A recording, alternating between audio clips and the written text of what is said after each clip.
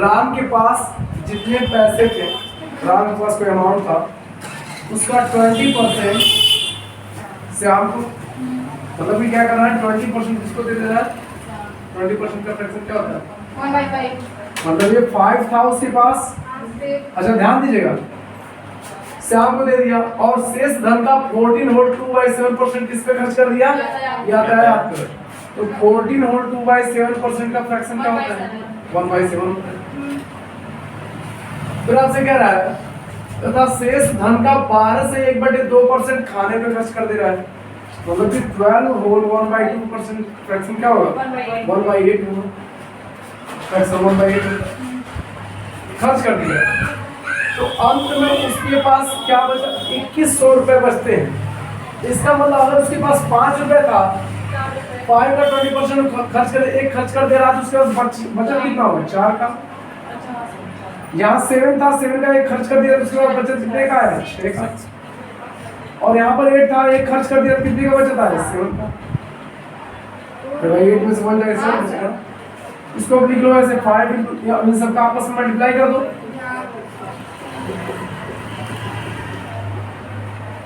7 यहाँ 7 यहाँ खत्म हो जाएगा,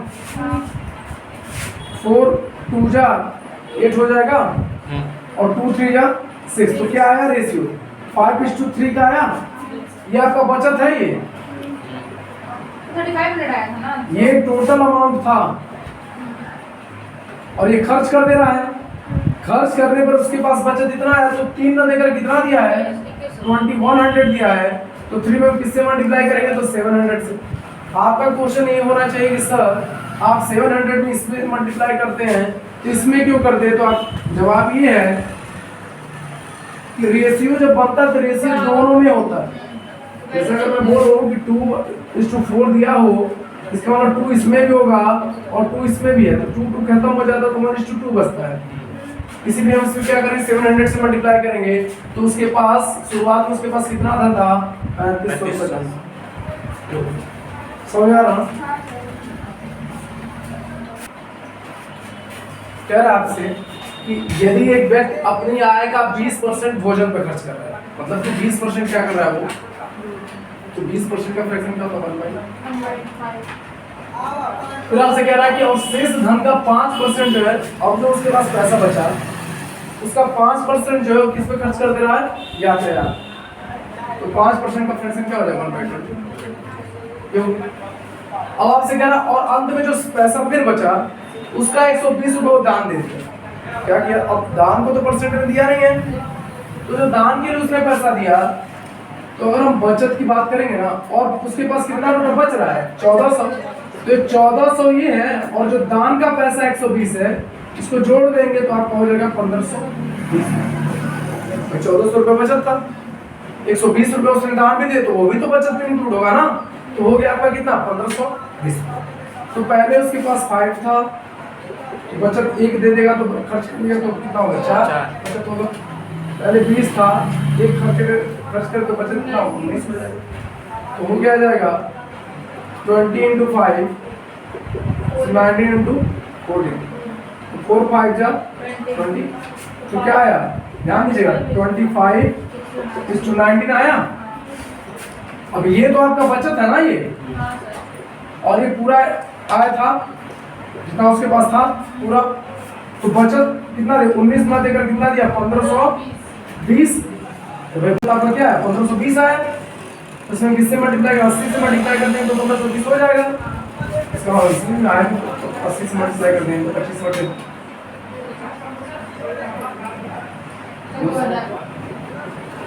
तो आंसर आ जाएगा 2। आंसर क्या होगा फ्रेंच में, मतलब कि आपका हिंदी में कुछ बुक्स हैं, कुछ आपका इंग्लिश में, कुछ फ्रेंच में, और इन सब के बाद अंत में आपके पास 6300 पुस्तकें अदर लैंग्वेजेस की। तो आपसे पूछा कि बताइए पुस्तकालय में कुल कितनी पुस्तकें हैं। तो ध्यान दीजिएगा 20%, अरे फ्रैक्शन आपको याद हो 20% का फ्रैक्शन क्या होता है 1/5।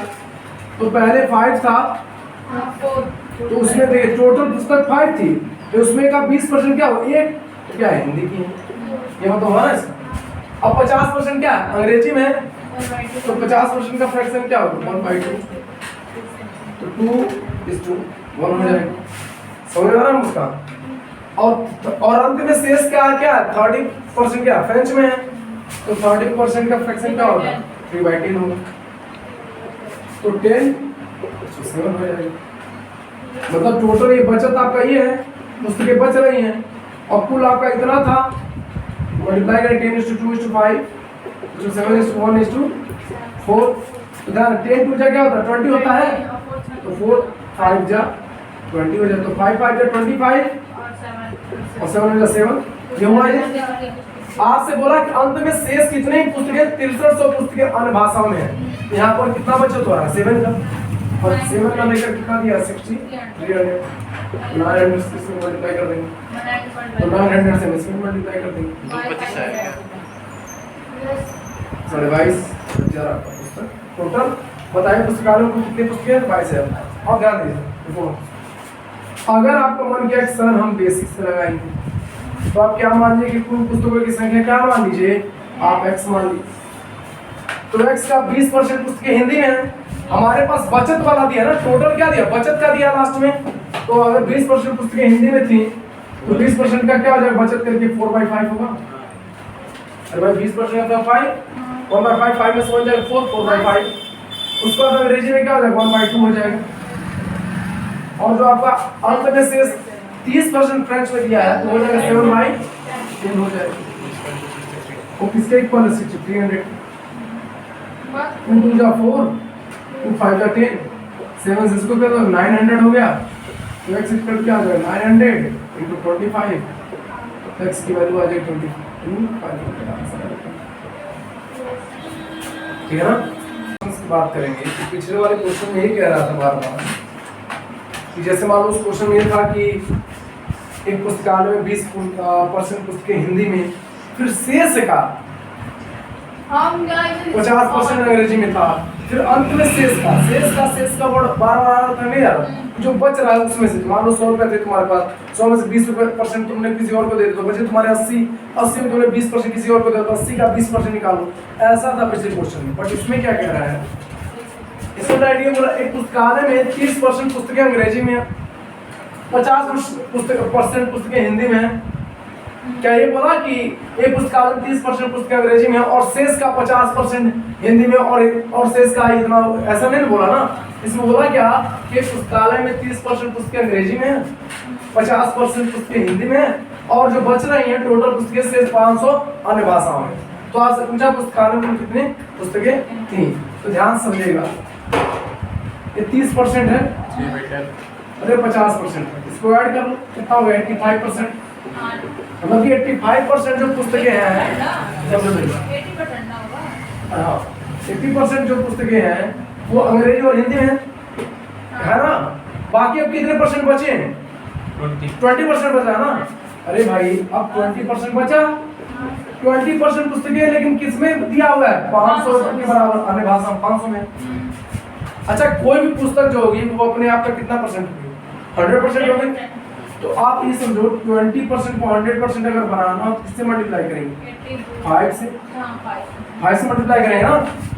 अरे भाई 20 को 100% बनाना है किससे 5 से, इसका मतलब पुस्तक में जो बचा है उसमें किससे मल्टीप्लाई कर देंगे 5 से, तो टोटल पुस्तकों की संख्या कितनी हो जाएगी 2500।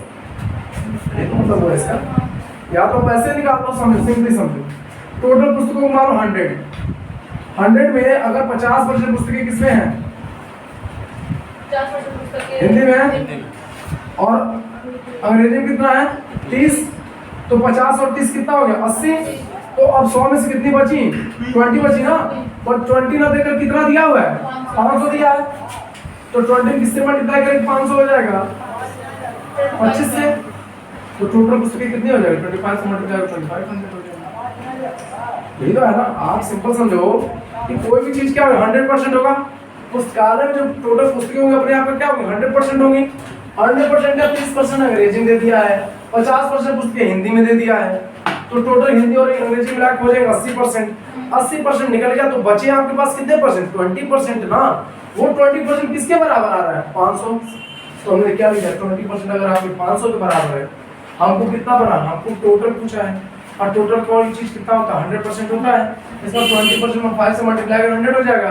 तो 500 में भी तो हम 5 से मल्टीप्लाई करेंगे 25%।